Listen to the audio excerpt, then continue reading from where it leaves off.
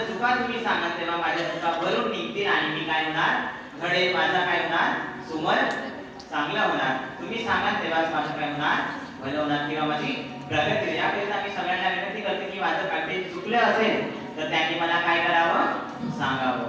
जय जय श्रीराम, जय जय श्रीराम. तुकोबाराय वर्णन करतात अभंगाच्या प्रथम चरणामध्ये या गोकुळीच्या सुखा. या गोकुळाचं जे सुख आहे तिथे संपूर्ण गोकुळ बसलाय.